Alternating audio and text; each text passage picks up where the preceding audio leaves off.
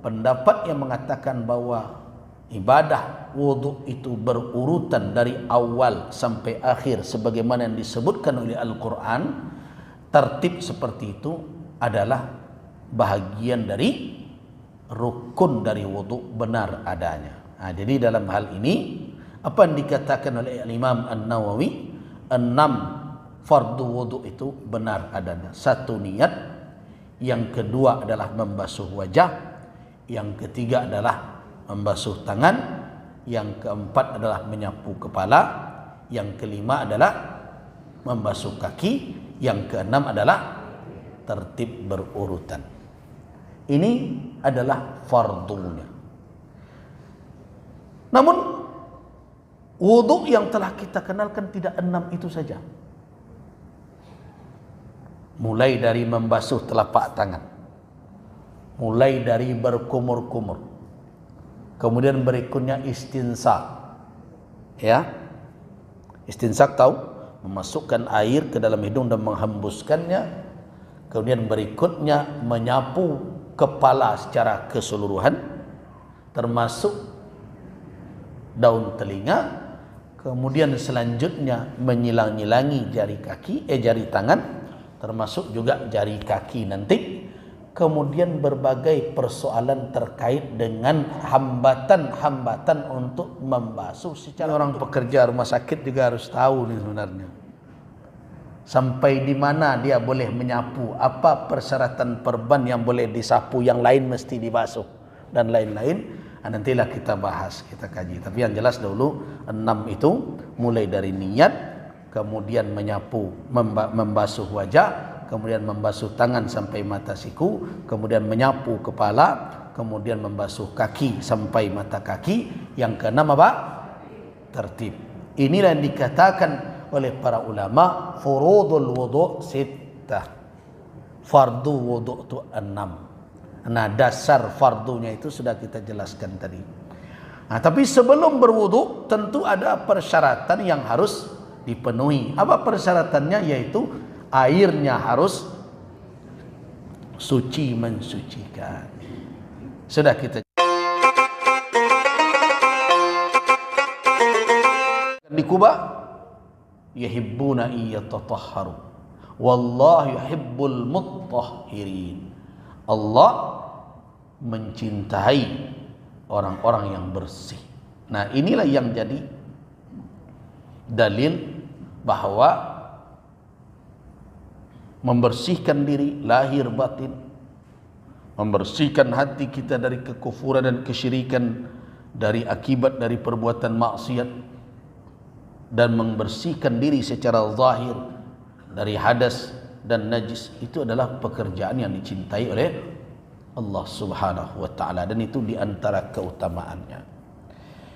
Nah, kita tahu bahwa kalau kita akan salat, maka membersihkan diri dari segala yang menghalangi seseorang dalam pelaksanaan salatnya untuk melakukan salat adalah wajib hukumnya. Nah, karena itu kita sudah jelaskan hukumnya pertemuan yang lalu. Hukum berwudu itu wajib apabila hendak melakukan kegiatan ibadah yang bersyarat suci dari hadas. Tapi di luar itu hukumnya mustahabun, adalah pekerjaan yang disenangi oleh Allah, yang dianjurkan oleh syariat, hukumnya adalah sunnah. Tapi kalau orang itu akan melakukan ibadah, perbuatan yang bersyarat suci, apa hukumnya? Wajib. Apa itu? Salat dan tawaf. Dalam pendapat jumhur ulama tawaf. Nah, bagaimana cara berwudu? Nah, sebelum kita membicarakan tentang cara berwudu,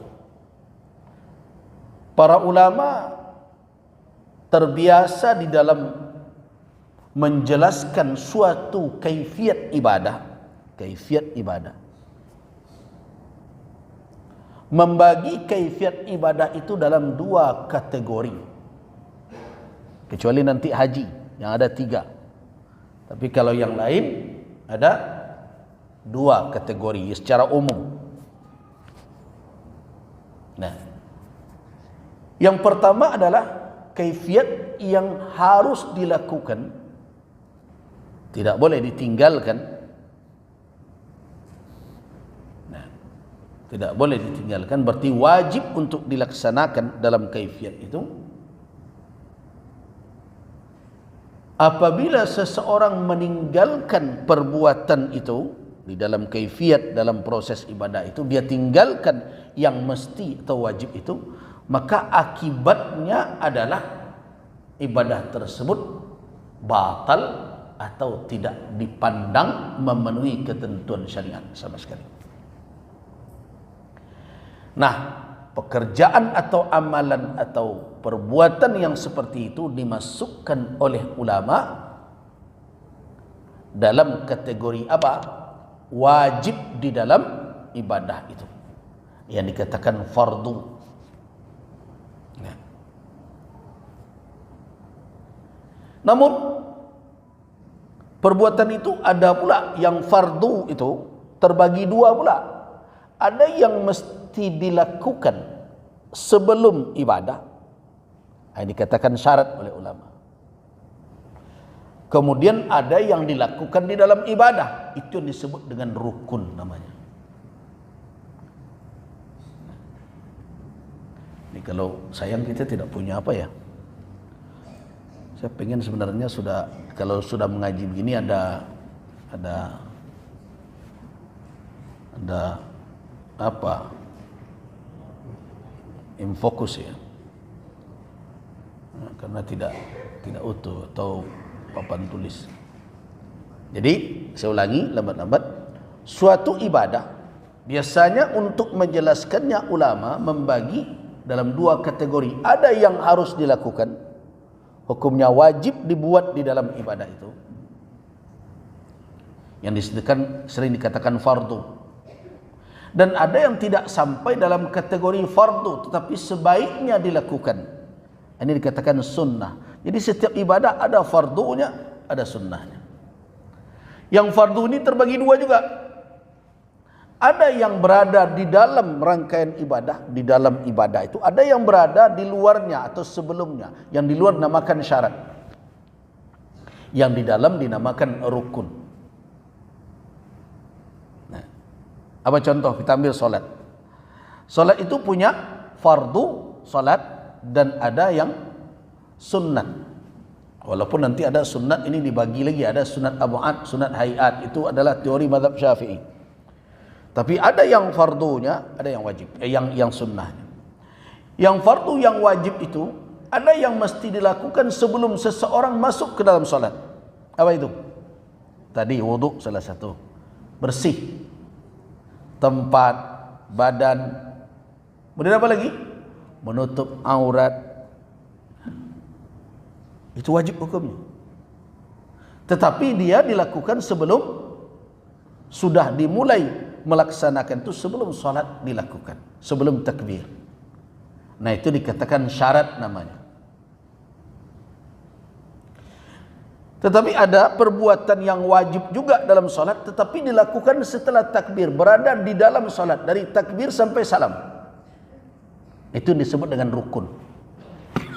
Al-Fatihah, takbiratul ihram, rukuk, sujud, ya, duduk antara dua sujud, semua itu kategori rukun, harus dilakukan dan dia berada di dalam ibadah.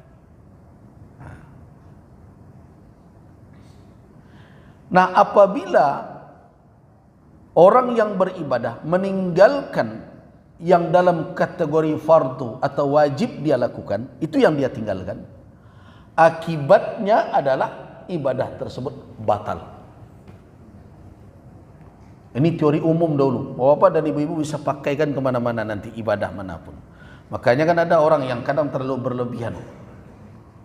Tawaf, pernah saya dulu ketika mendengarkan fatwa seseorang, tawaf itu adalah untuk berzikir mengingat Allah.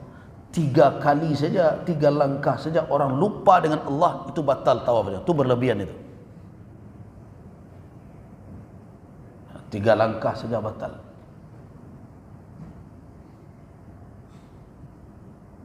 Jadi Kenapa berlebihan? Karena zikir yang dimaksud oleh penceramah itu bukanlah rukun dari ibadah. Karena itu, kalau seseorang tidak melakukannya, tidak berdampak kepada batal. Sama dengan orang yang mengatakan, seseorang kalau dalam tawaf harus zikir, tidak boleh bicara, karena ini sama dengan solat. Jadi kalau bicara dengan orang batal, seperti solat, itu berbeda. Nah, jadi berhati-hati menuntut atau menerima kajian fikih yang mudah saja kadang batal, ya, membatalkan atau mengatakan tidak sah. Mengaji fikih ini harus tenang dan tuntas. Ya, sekarang kan banyak perdebatan-perdebatan.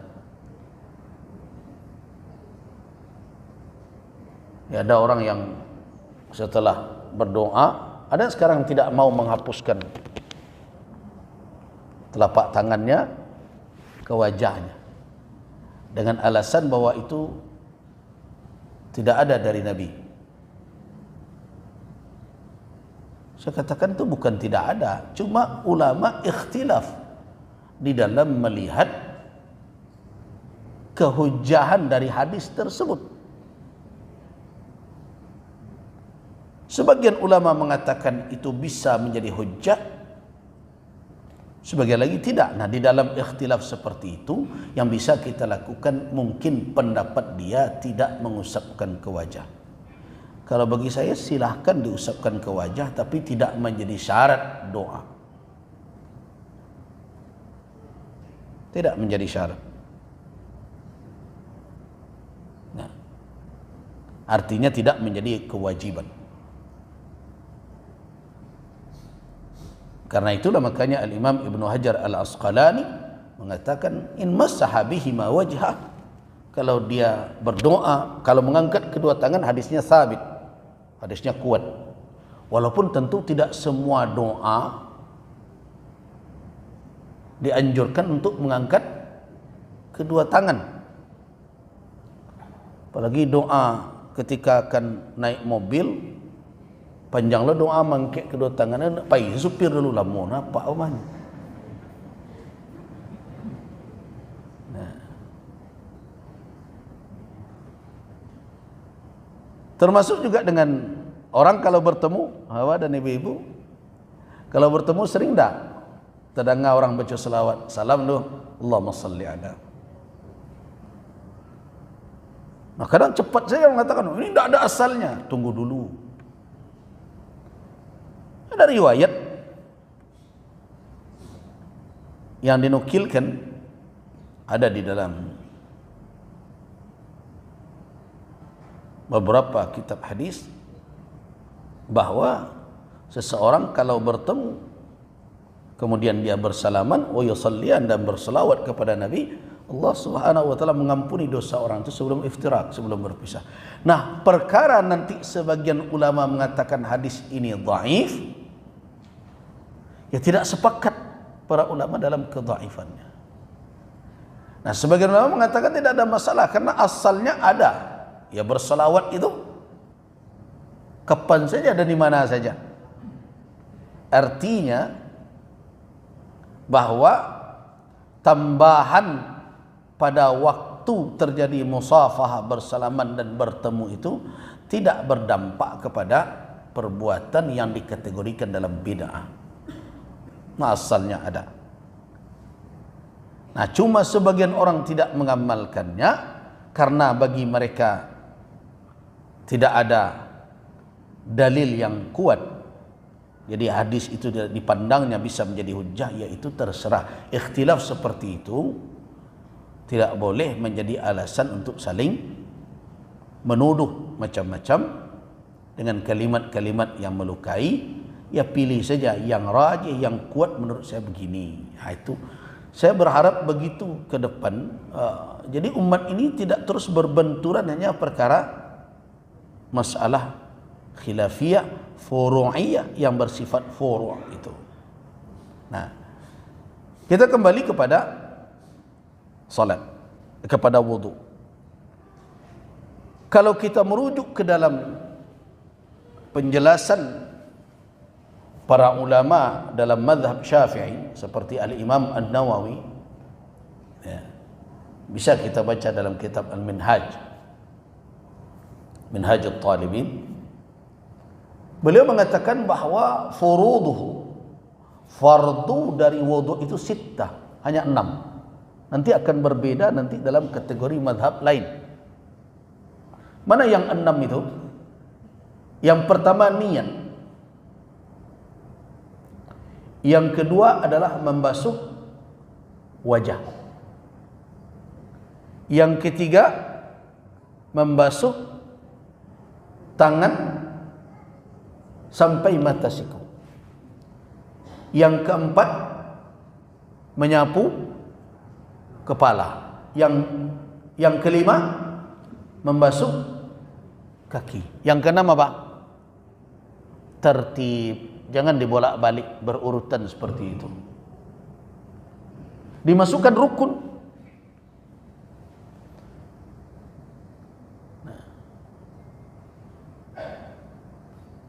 Tertib. Bermakna tertib mendahulukan yang didahulu disebut di dalam nas, mengemudiankan yang kemudian. Jadi jangan dibolak-balik. Kalau ada orang yang berwudu, jangan basuh kaki dulu, setu ke muka. Tertib. Nah, pertanyaannya, apakah di dalam ayat Al-Quran, di dalam hadis Nabi SAW ada secara sharih? Nih, kita ingin nanti kok berbeda orang. Secara sharih ada enggak dikatakan bahwa ini rukun? Tidak ada.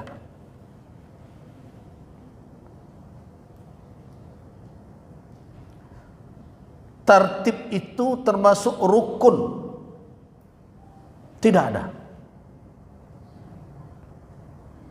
Jadi ketika ulama menjelaskan di dalam ibadah itu ada yang menjadi arkan, menjadi rukun ibadah, itu dapat dari mana? Dapat dari dalil tersebut dengan apa? Dengan mempergunakan analisa.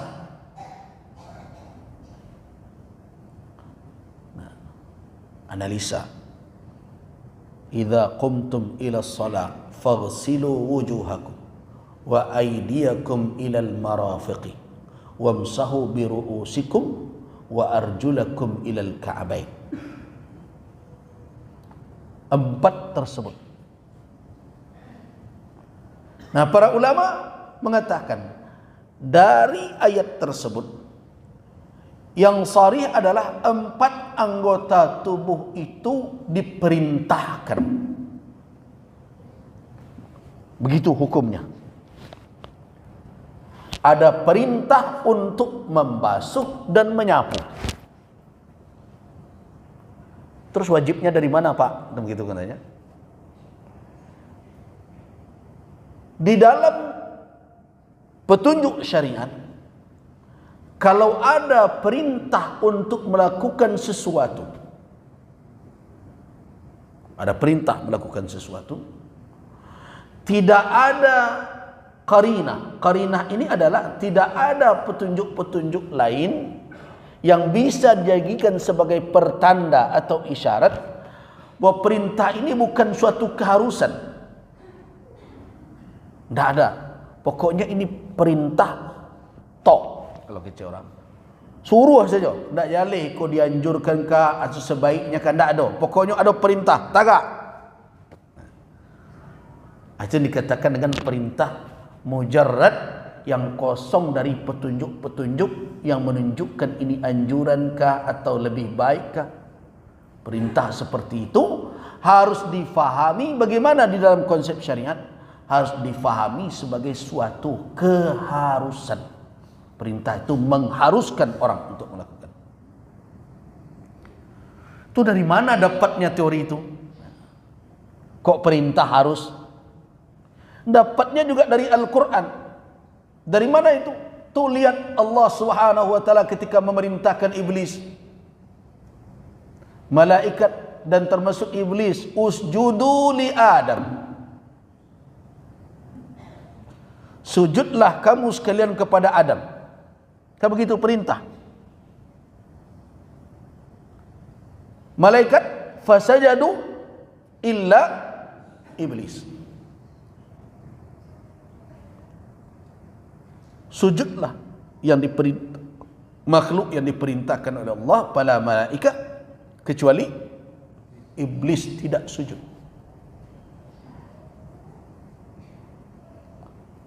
Kalau seandainya perintah itu tidak harus dilakukan, tentu iblis tidak berhak mendapatkan apa-apa.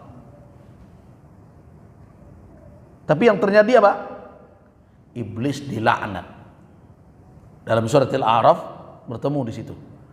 Ma mana'aka alla tasjuda id amartuka, kata Allah. Apa yang menghalangi engkau sehingga engkau tidak sujud ketika aku telah perintahkan engkau sujud? Kan begitu di dalam ayat. Nah, berarti ketidakpatuhan iblis kepada perintah itu dianggap apa? Perbuatan yang berhak untuk mendapatkan hukuman. Apa hukumannya?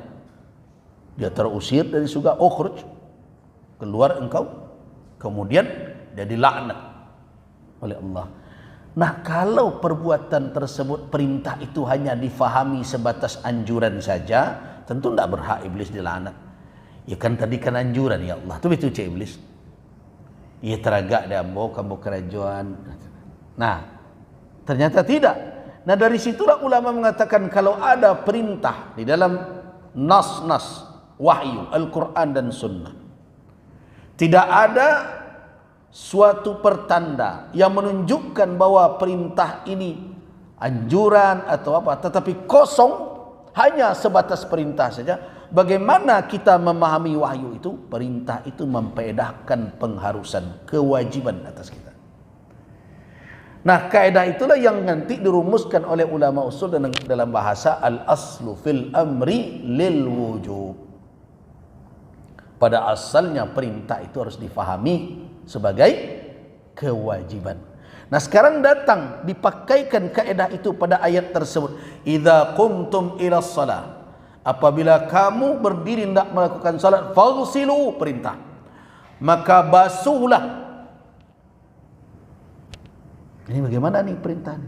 Nah, disitulah ulama memahami berarti perintah ini merupakan kewajiban, pengharusan.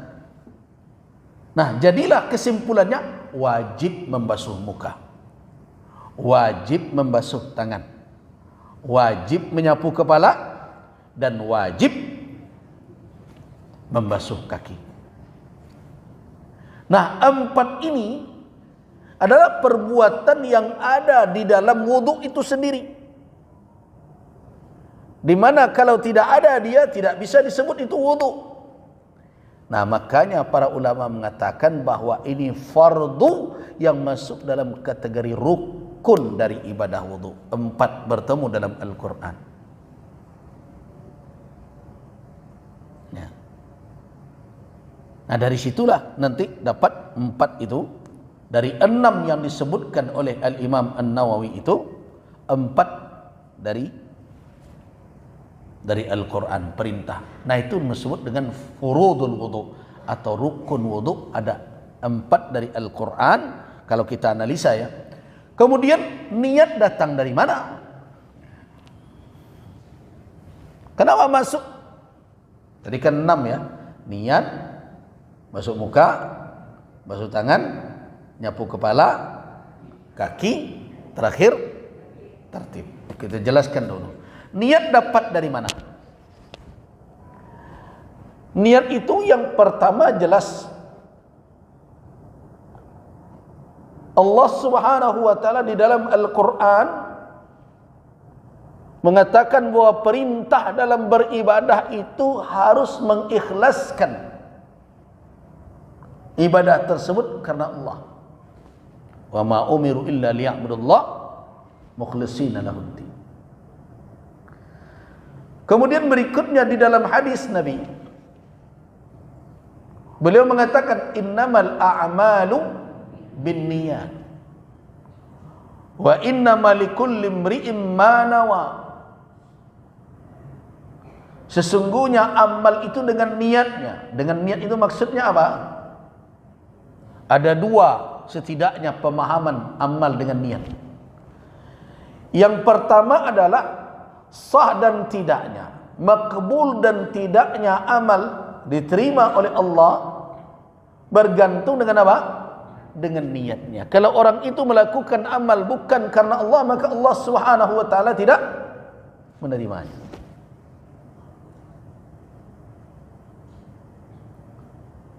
Kemudian apa lagi? Makna yang kedua adalah besar dan kecilnya imbalan pahala bergantung dengan tingkat keikhlasan dari orang yang melakukan amal tersebut. Jadi niat ikhlas itu ada dua efeknya, dampaknya. Yaitu yang pertama dari sisi makbul dan tidak, yang kedua dari sisi apa? Besar dan kecilnya pahala. Jadi pahala yang kecil, ikhlas, amal yang kecil, yang kita pandang kecil, sedikit, tapi ikhlas lebih besar seseorang mendapatkan imbalan dibandingkan amal yang besar tapi tidak atau kurang keikhlasannya. Jadi kalau bertanya mana yang lebih baik, bersedekah 1000 ikhlas daripada 100.000 tidak ikhlas? 1000 ikhlas lebih baik. Tapi tentunan lebih lo dari yang kedua tu kalau 100.000 ikhlas, tu nama. Gitu. Nah, dari dalil tersebut para ulama mengatakan bahwa tanpa niat maka tentu akan berakibat amal itu tidak dipandang di sisi Allah. Nah, itu satu. Jadi satu fungsinya. Fungsi niat yang kedua, jadi ada 3 fungsi niat. Yang pertama untuk terkait dengan makbul dan tingginya dan nilai ibadah tersebut di sisi Allah. Dari sisi sah dan tidak sah tergantung niat. Yang kedua, niat juga untuk apa? Untuk membedakan antara pekerjaan sengaja dan tidak sengaja. Fungsi niat.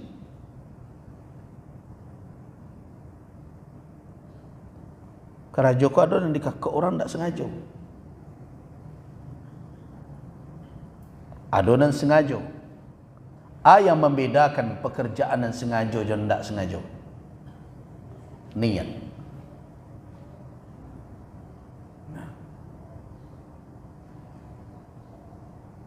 Orang menjatuhkan talak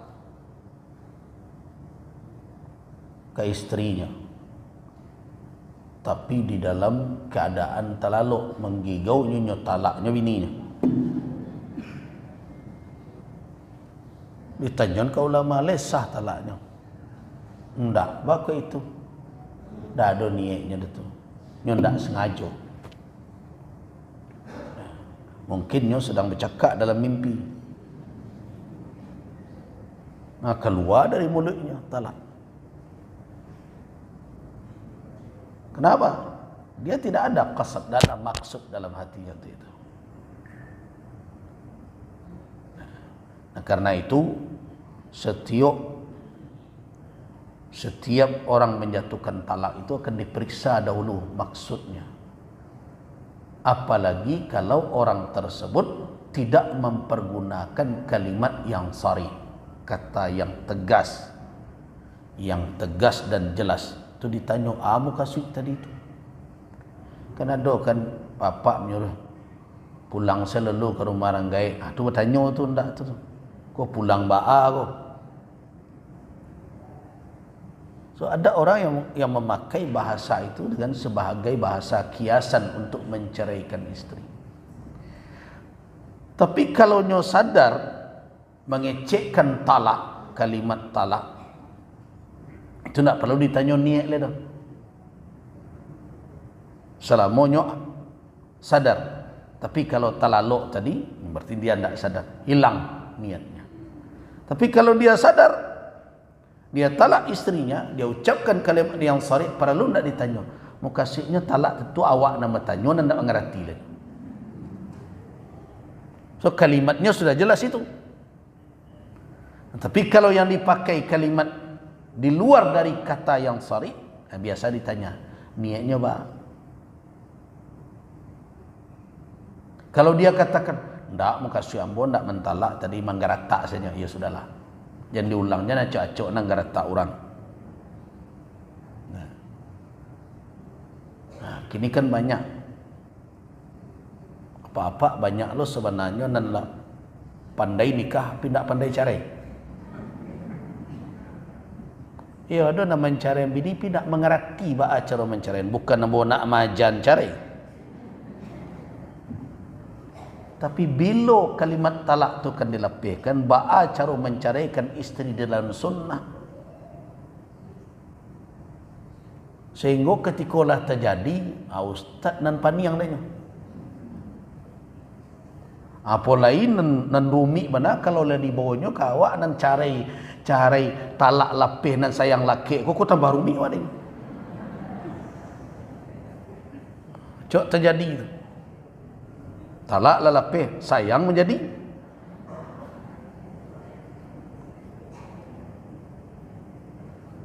pernah terjadi sekali ada suami isteri datang, buya yola dilapeh dek udah tu bah ya, tapi yo udah ketika tu ndak sadar tu buya. Nah, ini kan berarti bini kok entah nah laki-laki yo pula yo tersama benar ndak tekan ada buah kuapon. Hanya minta difatwakan bahwa talak nalalapeh itu dia tidak dianggap. Karena mungkin dia dapat kaji ada namanya talakul mughlaq namanya. Talak orang dan tertutup pengananya tidak jatuh gitu ya. Nah padahal tidak seperti itu yang dikatakan talak mughlaq. Talak mughlaq itu orang dan hilang sama sekali timbangan. Ini sama dengan orang yang sakar, yang mabuk, atau orang yang dalam kondisi meracau, tidak tahu ada dikecehkan, itu yang mughlaq. Ya kan berang, ya sial lah man talak nan ndak berang. Talak itu kan biasanya dek tangka. Jarang tersuruh orang sedang elok makan-makan lama tu nya talak sebini. Dah tu biasanya talak tu biasanya diawali pertengkaran. Nah, tapi dek karena talak lapeh sayang ko laki, akhirnya bercari-cari alasan. Nah padahal kalau kalimat itu sharih tidak perlu dicari itu. Kecek tadi itu nanti ditanya. Kalau pergi ke pengadilan biasa ditanya apa yang diucapkan kalimat yang ni. Kalau pengadilan awak kan tidak mengakui talak nan di luar, hanya talak yang dilafazkan di dalam majlis sidang itu. Tapi kalau ditanya ke ulama tidak bisa. Nah karena itu akan ada dua nanti fatwa, sah secara syarak, tidak sah secara qada. Sampai kini dualisme itu terjadi. Ulama tidak berani mengecekkan bahawa hanya talak nan di pengadilan saja. Kalau model itu berarti diambil hak nan diberikan oleh Allah oleh hakim, dan itu tidak ada kewenangan sampai ke sini. Nah kita lanjutkan perkara ini. Jadi niat satu tadi untuk menyatakan untuk terima dan tidak diterima ibadah, tinggi dan besarnya pahala, kecil. Yang kedua membedakan antara sengaja dengan tidak sengaja. Yang ketiga apa? Membedakan antara adah dengan ibadah. Ada kerajinan rutin saja diperbuat menjadi tradisi. Ada yang memang dibuat untuk beribadah. Jadi kalau ada orang diundang orang pergi beralik, ada dua kemungkinan. Yang satu menjalankan adat, yang satu lain menjalankan ibadah. Kalau seseorang itu meniatkan bahwa dia menghadiri sebagai bahagian dari hak saudaranya sesama muslim, ijabatud da'wah, maka itu menjadi ibadah bagi dia. Tapi kalau hanya memikirkan, sagan lawak ada tampak awak ada orang nyoba kari dia jawab tu. Ada dapat kira-kira. Ada. Jadi tiga itu fungsinya. Yang pertama dari sisi keabsahan syariat itu. Yang kedua membedakan antara sengaja dengan tidak sengaja. Yang ketiga membedakan antara adat dengan ibadah, kebiasaan dengan ibadah. Jadi karena itu sebaiknya setiap amal kebaikan itu, walaupun ada di antara amal yang tidak menuntut niat, seperti meninggalkan perbuatan maksiat, tidak perlu pula kata ulama sebagai meninggal maksiat itu pakai niat sengaja ambo indak kemal yang sariko, tidak perlu, tinggal sajalah itu. Tapi perbuatan-perbuatan baik sebaiknya diniat, termasuk apa-apa magi belanja ke ibu-ibu. Sebaiknya dihadirkan niat. Sebagai apa? Sebagai ibadah, memberikan nafkah kepada istri. Nah, kita lanjutkan. Nah, dari dalil-dalil tadi dan peran dan fungsi niat tadi, maka para ulama bersepakat bahwa setiap ibadah taftaqir ila niyah, membutuhkan niat. Kalau tidak, maka ibadah itu bisa jatuh kepada perbuatan tidak sengaja. Bisa jatuh hanya kepada perbuatan hanya dalam kategori adat kebiasaan.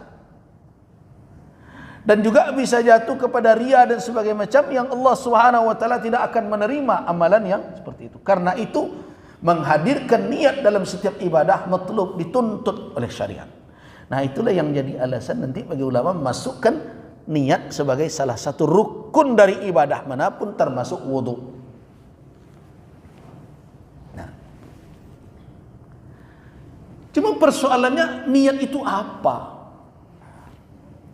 Kita bicara 6 ni dulu, nanti kita lihat satu persatu dalil. Tuh kita 5 menit lagi ya. Nah, para ulama sepakat dalam seluruh madhab tidak ada yang berbeda pendapat bahwa mahallun niyati, bahwa tempat niat itu adanya di dalam qalbu insan, di dalam hati, bukan pada lisan mereka, bukan pada lidah. Sepakat ulama mengatakan bahwa mahallun niyah, tempat niat itu adalah qalbu. Di antara yang ulama yang dirujuk oleh para ulama, kita ambil dulu dalam mazhab Syafi'i karena banyak orang cerita mazhab Syafi'i. Di dalam kitab Rawdatul Talibin misalnya, apa kata Imam An-Nawawi? An-niyatu fi jami'il ibadati mu'tabaratun bil qalb wa la yakfi fiha nutqul lisani ma'a ghaflatil qalb. Nah, wa la yustarat wa la yadur mukhalafatuhu al-qalba. Jadi kata Imam An-Nawawi, niat dalam seluruh ibadat itu mu'tabarah, yang dipandang sebagai suatu niat bil qalb, ada pada hati manusia, dengan hatinya itu yang dipandang sebagai niat. Wala yakfi fiha, dan tidak cukup dalam niat itu nutqul lisan, ucapan lidah, tidak cukup. Kalau ucapan lidah itu mukhalifatun, bertentangan dengan qalbu dia. Wala yustar, dan tidak disyaratkan. Nah. Dan tidak pula bermudarat kalau qalbu berbeda dengan lisan, padahal amalan itu benar. Saya ambil contoh, kita takbir salat subuh atau salat fajar, hati fajar, Allahu Akbar. Kan ada orang yang memakai usalli gitu ya, terpeleset lidahnya, tersebut zuhur, takbir dia, padahal hatinya subuh. Salat ini subuh, sah enggak niatnya? Sah. Kenapa? Yang dipandang adalah hati, bukan lidah. Nah, artinya apa? Saya ingin katakan bahwa seluruh amalan ibadah itu tidak menjadi syarat harus diucapkan dengan lidah. Itu sepakat itu.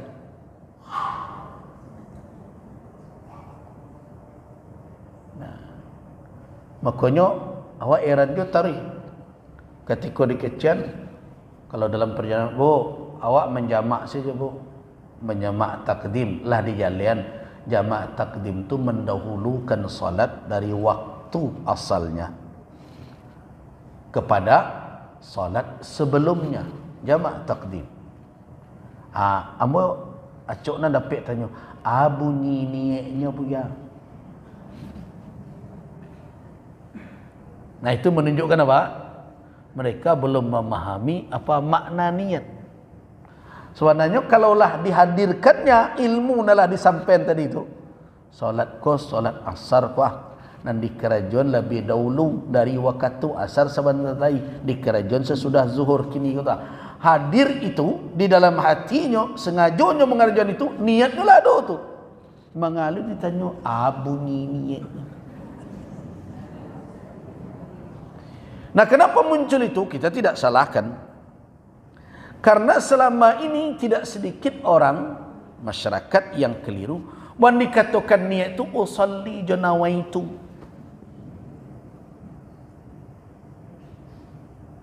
Selama ini begitu. Di buku-buku petunjuk solat macam pakai nawaitu usalli fardal maghrib salasar ka'atin mustaqbilal qiblati ma'muman lillahi ta'ala. Nah, begitu. Kalau ke puasa, nawaitu sawma ghadin an ada'i fardi syahri ramadhana hadhihi sanata lillahi ta'ala. Sangkonya itu niat. Padahal ahli fikih mengatakan seluruhnya bahwa mahal al-mu'tabar yang dipandang. Jadi kata Imam Nawawi, an-niyatu fi jami'il ibadat. Niat dalam keseluruhan ibadah mu'tabaratun, dipandang apa? Baru dianggap dia sebagai niat apa? Bil qalb, dengan qalb insan.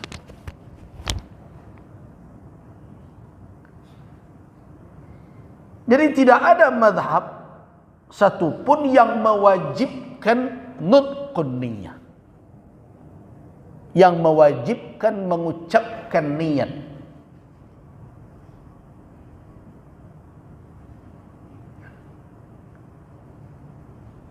Yang mewajibkan adalah berniat dengan qalbu. Itu yang wajib. Nanti niat itu lahir dari mana? Niat itu lahirnya dari ma'rifah, dari ilmu.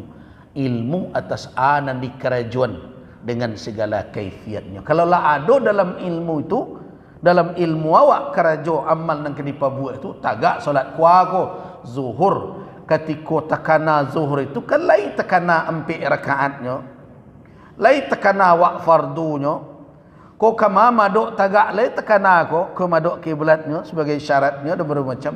Kalau lah lengkap sekali sabut tekana dalam salat zuhur tu niat hadir ketika itu.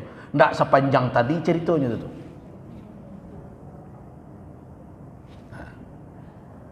Tapi kalau orang nalun baru sekali beraja solat, perlunya pajalih ko 4 rakaat. menghadap kiblat, menjadi makmum. Lah jalannya tagak belakang tu tak mungkin jadi imam. Nah, jadi dari petunjuk ulama itu sebenarnya sarih bahwa tempat niat itu di qalbu insan. Jadi tidak menjadi beban sebenarnya. Yang perlu ketahui adalah apa karakteristik utama dari ibadah itu. Itulah tahu. Zuhur lah tahu tak itu solat fardu. Kalau tagak belakang tahu tak awak jadi makmum. Kama maduk awak lah tahu tak kau maduk awak ke arah ma. Nah, kemudian lewat sadari ke ibadah yang diperuntukkan untuk Allah Subhanahu wa taala. Hadir seluruh makrifat itu di dalam kalbu. Allahu Akbar. Nah, kalau kita merujuk kepada qaul Imam Asy-Syafi'i sendiri di dalam kitab juga tidak mungkin melafazkan niat itu kalau makna muqaranah. Kan dikatakan niat apa dalam definisi? Qasdu fi'lin muqtarinun bi awwalihi. Bermaksud melakukan perbuatan beriringan dengan awal perbuatan itu. Kan begitu definisi yang diberikan. Nah, bahkan kalau di dalam kitab Al-Imam Asy-Syafi'i mengatakan rahimahullah, Imam Syafi'i rahimahullah mengatakan bahwa niat salat itu harus beriringan dengan takbirnya. Bahkan ada yang menjelaskan bahwa iktirannya itu mulai dari alif sampai ke ra. Disitulah niat terpasang. Baca ro menyebut usollinya, takbir kan dibaca lo. Nah, karena itu saya termasuk yang setuju dengan analisa yang dilakukan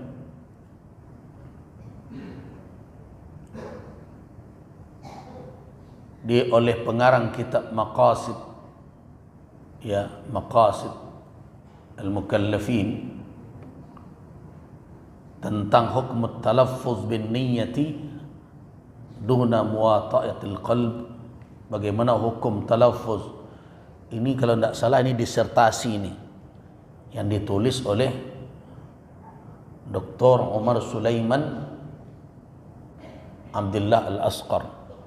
Ini disertasi di Al-Azhar yang mengatakan bahwa tidak ada sebenarnya satu pun nas pendapat dalam mazhab Syafi'i yang mengatakan bahwa wajib melafazkan niat. Tidak ada.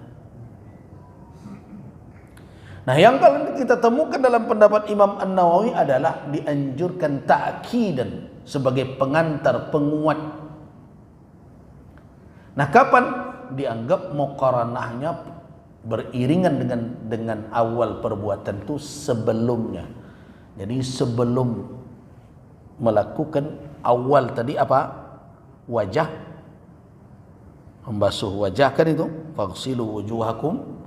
Sebelum itulah kok kamu pakai wudu juga, pakai niat juga.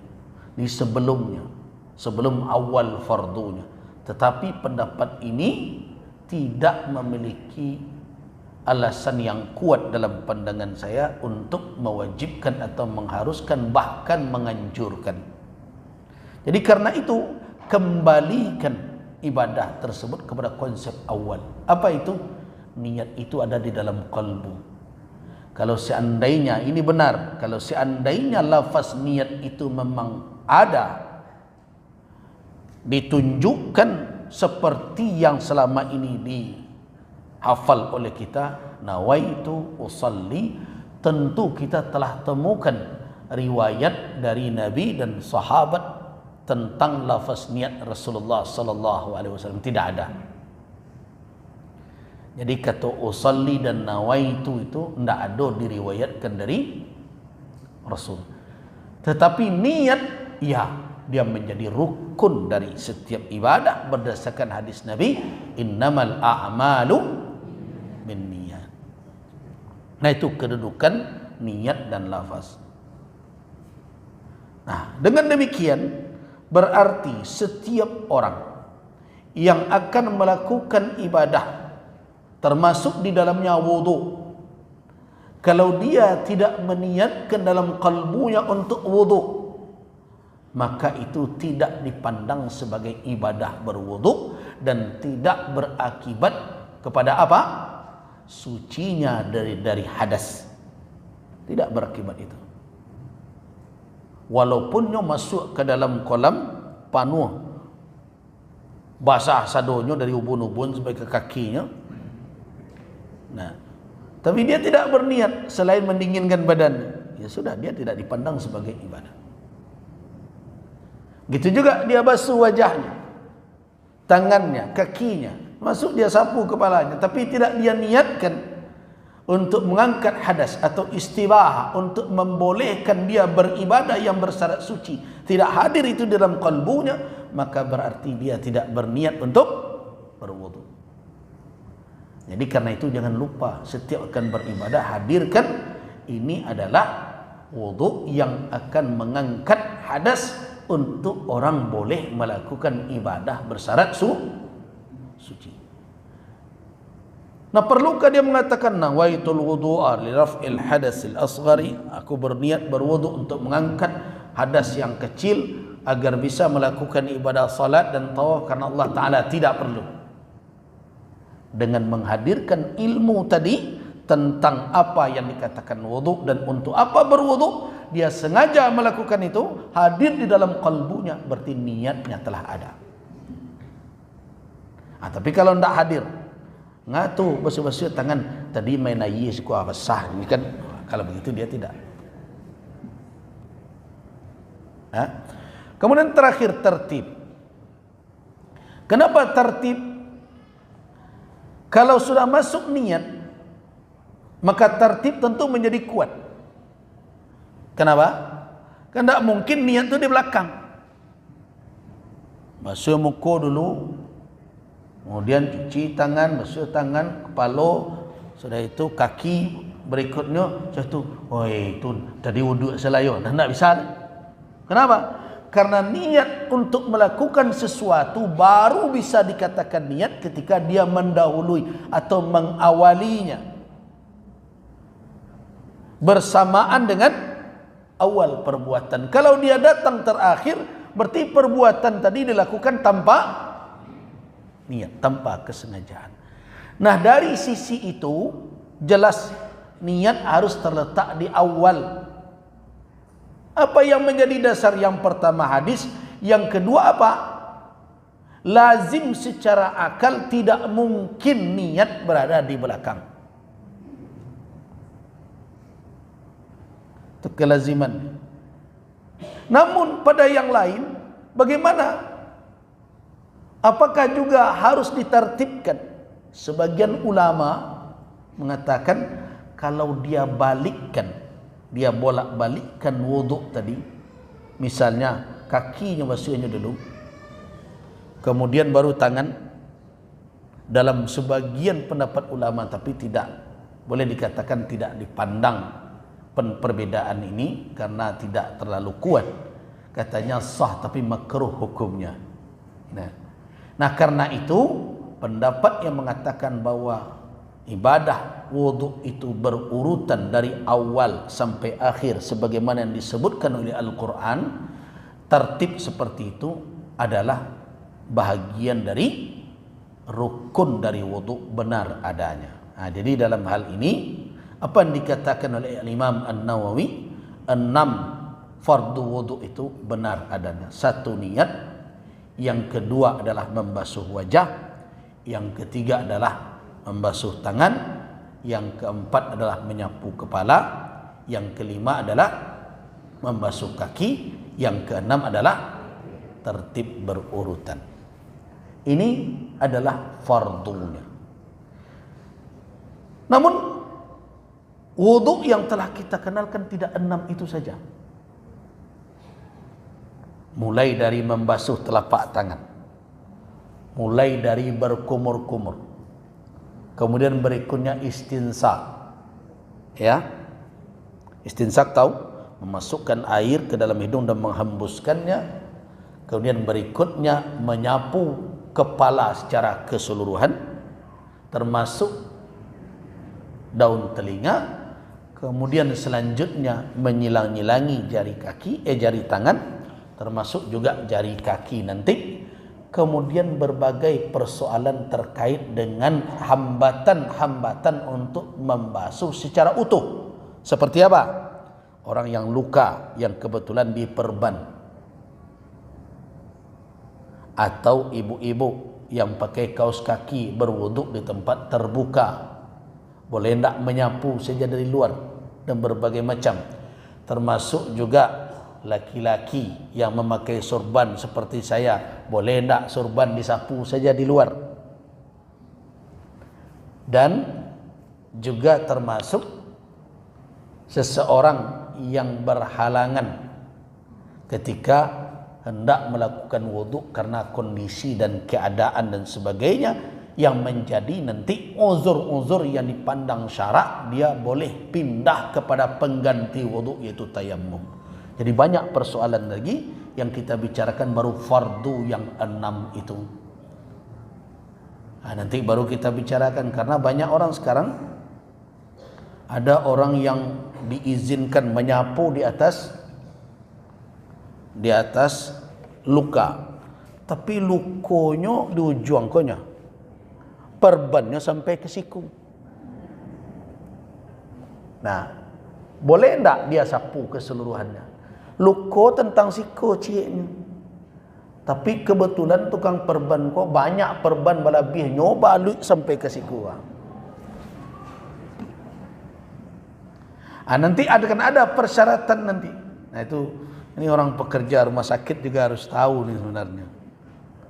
Sampai di mana dia boleh menyapu, apa persyaratan perban yang boleh disapu, yang lain mesti dibasuh, dan lain-lain. Nantilah kita bahas, kita kaji. Tapi yang jelas dahulu 6 itu, mulai dari niat, kemudian menyapu, membasuh wajah, kemudian membasuh tangan sampai mata siku, kemudian menyapu kepala, kemudian membasuh kaki sampai mata kaki. Yang keenam apa?